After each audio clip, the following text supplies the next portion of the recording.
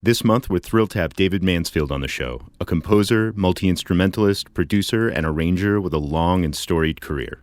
Stuart, John, and myself have all worked with David for a long time and know firsthand the talent and depth he brings to all the music he touches. Growing up in New Jersey and beginning his career in local bands, he started playing with Bob Newirth at the bitter end and, at 18, joined Bob Dylan's Rolling Thunder Revue. From there, he went on to tour and record with Dylan over many albums, and in his 50-year career has worked with an endless variety of artists, including Sting, Van Morrison, Johnny Cash, Emmylou Harris, Bobby McFerrin, David Byrne, the Wainwrights, the Roaches. Really, the list goes on and on. He's also composed an equally extensive list of music for film and television, including the movies Heaven's Gate and The Apostle, and, most recently, the Showtime limited series George and Tammy. Tell us about rollerskating, David. Well, luckily, I wasn't starting from square one. Because you knew how to rollerskate? Because I used to rollerskate when I was a kid, and that scene still crops up all over the place, so much so that they parodied it in The Simpsons. I have an episode. I have an episode of amazing. I have an episode of The Simpsons where they drew me like skating around in a circle with a fiddle. Film-wise, I mean, the camera work is spectacular on that because it's really. So it was a guy on a dolly or just running around with you, or golf cart. A golf cart. Wow. Following you, and also Steadicam. Steadicam. No track. Right. No tracks. Steadicam, golf cart. Yeah. And there's a lot of people in this big barn. Big. There's like hundreds of people. Yeah. Singing and clapping along. How many times did you have to shoot that? It was a lot. That big tent, we were in there for a few days. Wow. It was wild. And it was hot. It was the middle of the summer, and they had like buckets of sea breeze to like swab our necks. And did they tutor you on skating? It was a choreographed because you're going down, you're facing the camera, you're into the audience. I just made that all up. Really? Wow. They did choreograph stuff, but people who could come to the table with something like I did just did it.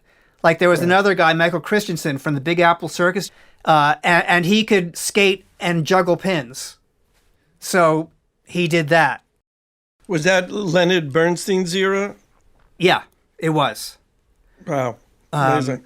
Yeah, he had the embarrassing thing is that he got hired very young, and he would have to be calling Bernstein Lenny because that's what everybody called him, but Lenny was older than he was. Oh, wow. Stuart, I was going to say, in the beginning of us working together, you wouldn't let me call you Stewie at all, right? It took a while. Took a while. I had to get to know you. I had to get to trust you. And when did you get to trust me? I'm working on it. Tomorrow. I'm working tomorrow. Oh, dear. God. Just because you're a guitar player doesn't mean you'll have any leg up on pedal steel. It's different muscles, different everything. You have to start from, it's more like learning the clarinet. You're not going to get a leg up on it being a guitar player. But I just, first time I heard that instrument, I just was obsessed. And so, but like for instance, the dobro, what does the dobro relate to? The steel. In fact, people that grow up in the South would play the dobro or the lap steel first because they would be handed that when they were a kid, like the way I'd be handed a ukulele or a guitar. And they would eventually make their way to pedal steel. All of them, whether it's the old guys like Lloyd Green or like Al Perkins, who play with everybody, Breeder Brothers and everybody else, they were mostly steel without pedals. That's how they came up. Right. So going back the other way, it's not a big stretch. There, a lot of the technique does carry over. Right. You don't have the pedals to rely on to change notes. You have to start, moving the bar a little bit. But it's not like going from guitar to pedal steel. There's a way. The relationship, yeah. The way it happened is that my girlfriend at the time was working at the very new Bottom Line, which, was soon going to put everybody else out of business. She and her girlfriend, after hours, they would go and see who else was playing at the clubs, in the village. And she saw Bobby Newirth playing at the bitter end, or was the other end at that time. Yeah, on Bleecker Street. On Bleecker Street. It was his whole scene. Bobby had had all these people sort of like coming up on stage and staying. And, you know, he had this big backup band, but then like McGuinn would drop in and then Mick Ronson joined the band. And, you know, like it sort of felt to her kind of like a bit of a jammy or a free-for-all kind of thing. And she noticed they didn't have a fiddle player. So she gets this idea that she's going to drag me down there with my fiddle in hand and introduce me to Bobby, and I'll play with them. And that's exactly what she did and what happened. I walked into that little toilet of a dressing room. Janie goes, "Well, my boyfriend plays the violin." And he went like, "Well, take it out. Let me hear what you can do," or something like that. Something humiliating and on the spot. But I did, and like, I just was on stage with him, and then he was in my life until he died. I mean, like, that was the start of a long relationship. But at one point, Bobby said something about, "Hey, I can't tell you anything, but are you free in September? And if anything comes up, let me know." And that's turned out to be the Rolling Thunder Revue. I showed up at SIR, and like, you know, there's Dylan and Joan Baez and Roger McGuinn and Ramblin' Jack Elliott and That's fucked up. And a camera crew. Which anyone can see to this day because of... Yes, because of the Scorsese film. Yes. Much of that footage is in that film. But, I mean, I wasn't surprised. I mean, I knew what I was stepping into, you know, like briefly before I did. So it wasn't like a... But the thing is, a bunch of us were basically in Neuwirth's band. But when we all got to rehearse, very quickly, everything became everything. So we backed up everybody. You know, I mean, like, Dylan would do a set where he would break it down to just Stoner and Wyeth and Rivera, and they would do some Desire songs. But we had another set or two where it was the whole big band. In those days, his working style was that he did not really communicate. He would just launch into a tune. And he wouldn't really give you direction. It was like all like the band doing head charts. So you had to be on your toes. Mm-hmm. And the other thing is that, like, during my tenure with him, which lasted for a long time, something that used to be rock and roll might be a waltz next time. Something that, you know, you know, Yeah. keys, feels, time signatures. Right. We did a television special called Hard Rain. It was on NBC from the second Rolling Thunder. And like a good example of like one of the like wilder arrangements was the way he used to do Maggie's Farm. It had like all these stops in it and like rubatos, and like then it would like lurch into like a manic 4/4, and you just had to watch. Did he ever give the band feedback? No. Right. Was that off-putting for you, or? You just sort of got used to the vibe, you know, like, and then there were some times when like he was dissatisfied, and then he would give you feedback, but it was like more like, "This sucks." Right. Right. And it would be up to you to figure out what he didn't like. Oh, You wow. know. So he wouldn't even be specific about it. He would just Oh, say... no.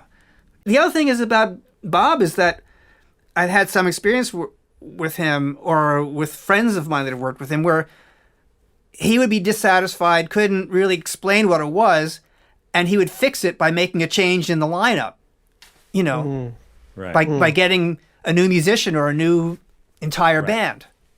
Right. Part of the, you know, Rolling Thunder Revue and the Rob Howe Scarlett thing, I mean, you know, he had just come off of doing Before the Flood. He just had the band. And at a certain point, he just decided, like, rather than telling them, like, how to play, he's like, I'll just play with somebody else. There was a lot of source music in the film, a lot of sung songs. Like, one of the things about casting, you know, Michael and Joanne and the casting director would like, ask extras and bit part players and everybody, do you know any songs in, like, a Eastern European language? And that was incorporated in various scenes in the movie. There was a fair amount of singing. And so I did just some arrangements just of myself playing of those tunes, and then submitted it sort of the editing room anonymously, thinking that like maybe, you know, they'd need some source music, you know, maybe something would come of it. Little did I know at that time, Michael was interviewing composers, and his thought was that he wanted a big orchestral score, and he met with Morricone, he met with John Williams, he met with everybody. Anyway, in the middle of all this, Michael just starts taking my 4 tracks and playing with them on the flatbed against picture. And just was like blown away by how they worked with it. So then he asked me if I had any more, and then, I sent some more, and he was like, going nuts, laying it against the scenes. And then when he found out it was the little 22-year-old kid that was in the band in the movie, it made him blanch, but it's like, I guess, but he knew it was working, and he said, come on board. You don't have the Psaltery set up, do you? I could. This is an instrument that David used sporadically on the score. Can you just demonstrate it for us? Yeah, I used this in the score of George and Tammy for a very subtle kind of motif when Jones is being tempted to drink. He does certain physical tics. He starts sucking his teeth. There are certain things where he's feeling anxious and he wants to get out of his skin. And so this is basically a zither, but it's meant to be bowed instead of plucked. I imagine the term psaltery is sort of like a Renaissance term or something. I imagine it just means like a little zither that you would use to accompany yourself on hymns and psalms. It's chromatic.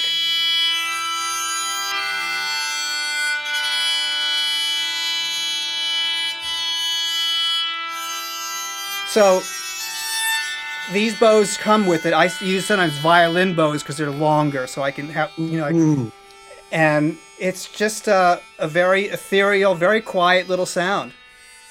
Wow. Beautiful. And it was really so effective. It almost sounds, it's music, but it's sound design, but it's not sound design. It really just has this eerie quality that when we were mixing the score, it really, I was blown away by that stuff. Film composers generally tend to assemble a lot of obscure, sometimes ethnic instruments. You're always sort of on the lookout for something like that.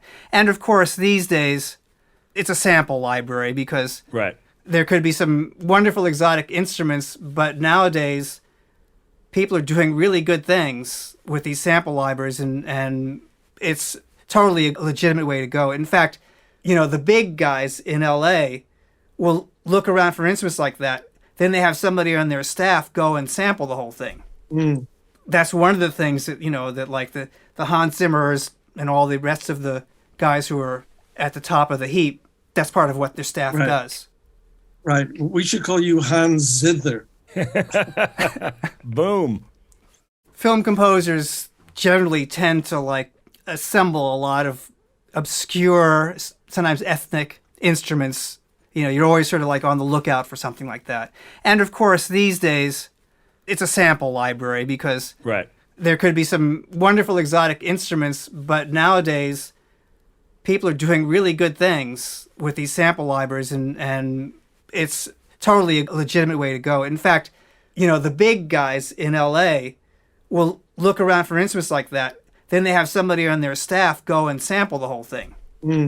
That's one of the things that, that the Hans Zimmers and all the rest of the guys who are at the top of the heap, that's part of what their staff does. Right. We should call you Hans Zither. Boom. I think just meandering and following our nose is sort of more interesting because it keeps the flow going. It doesn't bog down and feels natural. But there's also so much to go through. We're talking, 50 years of amazing experiences. So yeah. We didn't touch on Sting or so many different artists that you we could do a part 2, Stuart. Yeah. That would be sounds great. Yeah, sure. And at that point, we can talk about all the Alan Sherman and Shecky Green records that he did. Yeah. There you go. That's the thing I've never seen. Have I ever worked a comedy in record? Comedy. Okay. Well, for those out there who need to score some sort of a comedy thing, David's interested.